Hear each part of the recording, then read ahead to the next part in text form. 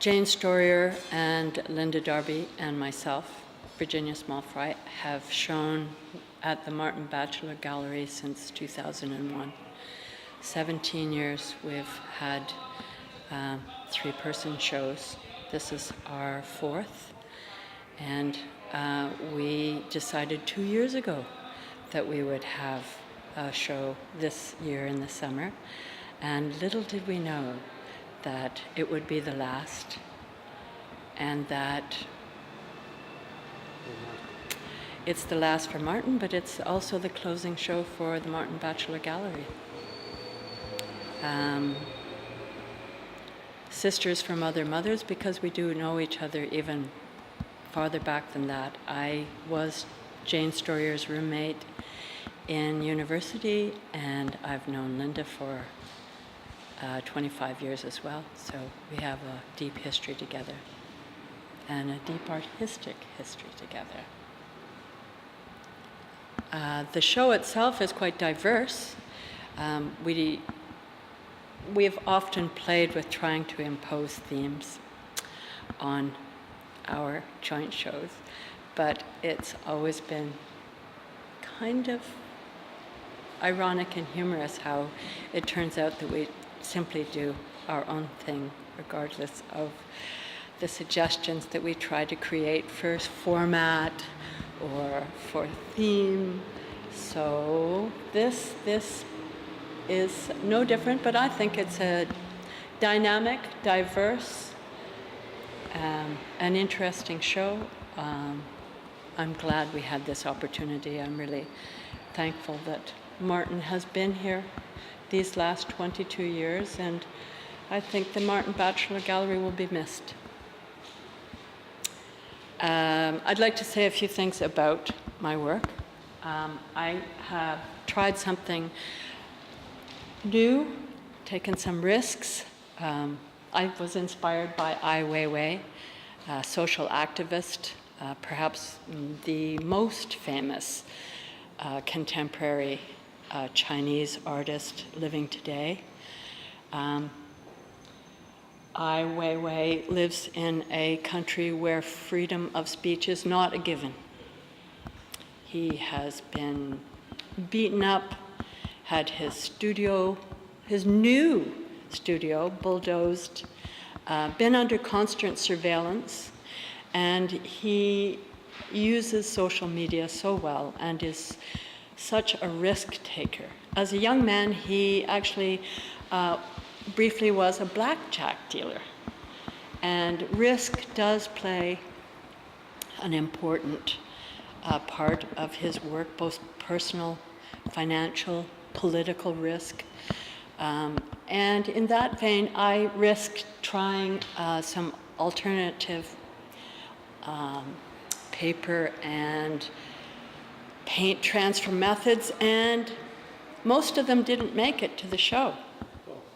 Yes, but this one did, and this is a portrait of Ai Weiwei himself. And in the spirit of being more social commentary in my work, I also did a piece on the Blue Bridge. This is suggests that the municipal planning fiasco created a financial monster of the iconic Blue Bridge. And this small piece is about clickbait. And clickbait is the intentionally misleading, highly provocative headlines designed to suck you in and, well, I was going to say waste your time, but based almost entirely on misleading lies. And my work has a tendency to be very personally referenced. I did the painting in the front window that is a portrait of my daughter-in-law. She is as beautiful and serene as this painting suggests. She is a meditator, and they spent 3 seasons being park attendants in the Hot Springs Cove, and the background there has the boardwalk at Hot Springs Cove.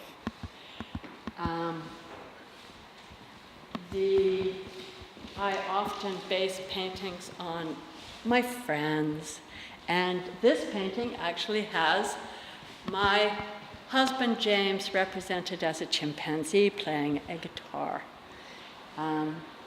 More personal iconography and maybe light-hearted allegorical references are the style.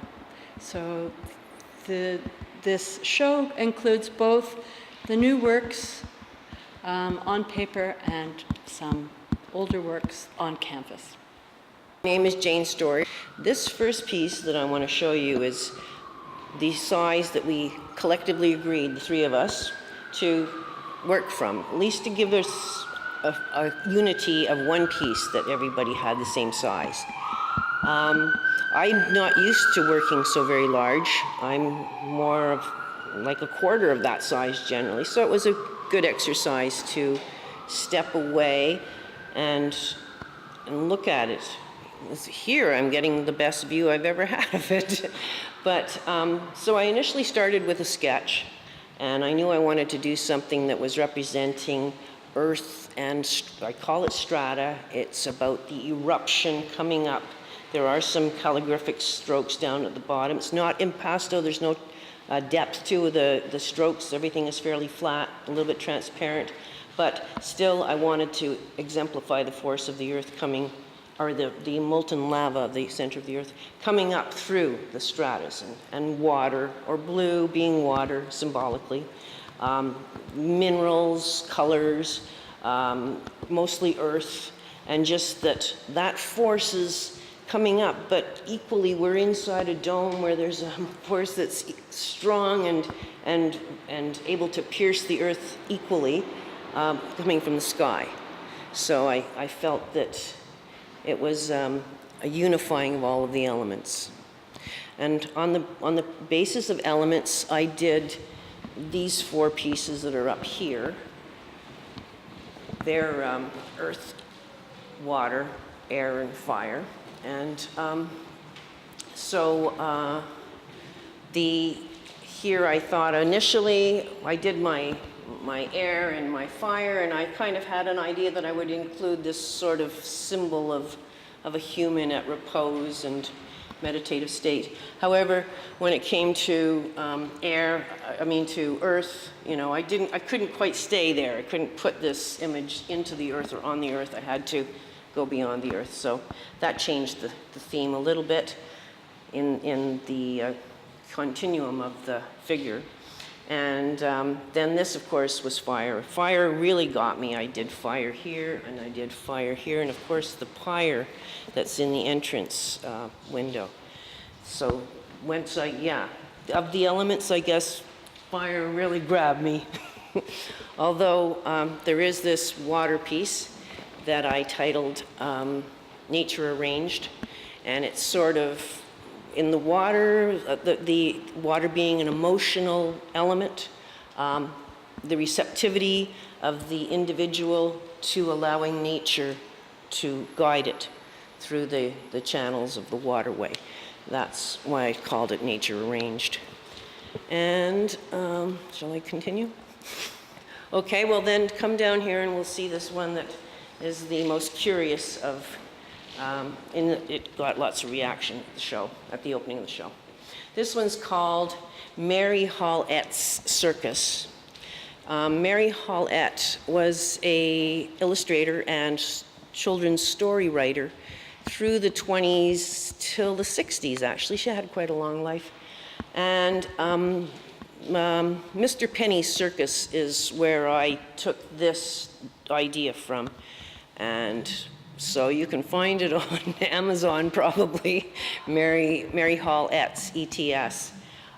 So for me it was the symbol of phenomenal things happening that very few people are attentive to or even knowing is happening. Like, so there's a few people at this particular race, which is rather an outrageous race, and you'd think that there'd be a lot of foo-for-ah and excitement about them coming so close to the finish line, but everybody's just sort of kicked back because we don't always recognize the phenomenal things that are going on around us. That's what I wanted to say with that one. Okay, my name's Linda Darby, and I'm the three artists in our show, Sisters from Other Mothers, here at the Martin Batchelor Gallery until June the 28th.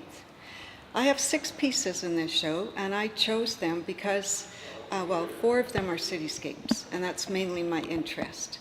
This one here in the window is called Gateway, and it reflects much of what I like to do in my paintings, where I look at memory, relationships, and have a sense of place. Now here I have a very high density and using a lot of squares and techniques in painting to give some depth, movement, and some playfulness. This is another painting I've chosen called Resort.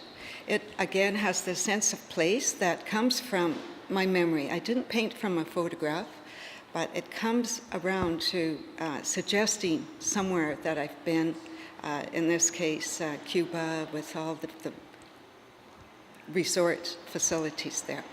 Here you can also see how I use a variation on painting techniques.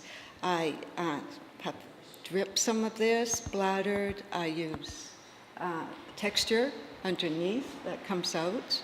So I experiment with paint and don't just use a brush.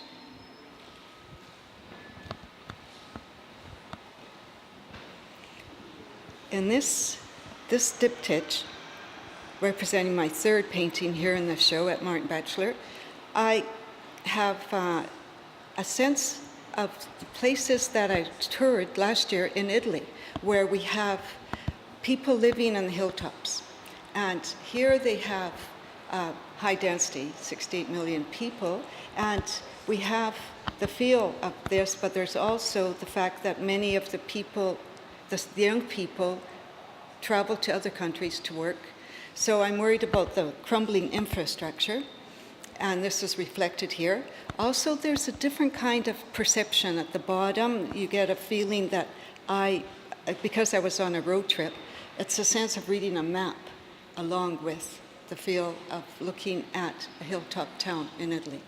Also here in this one, I use very rich, dark colors, like reminiscent of the Renaissance Italy feel.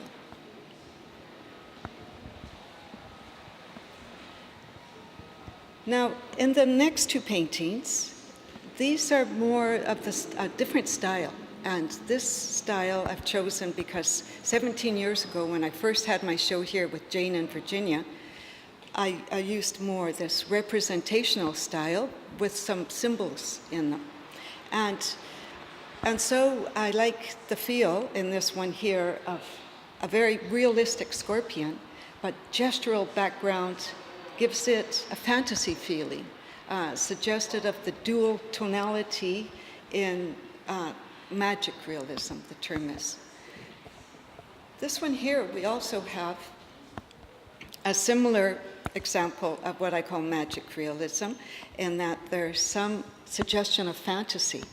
And the role of memory played here with this is, I thought, while traveling in Italy, all the reasons my ancestors moved up to the hilltops were because of invasions by the Phoenician sailors, for example. So I have this in this painting, and it's got that sense of mystery because I've used some depth techniques. And finally, my last painting returns to the cityscape feel that I've been focusing on for the last 10 years or so of my painting. And in this painting, there's something of Victoria.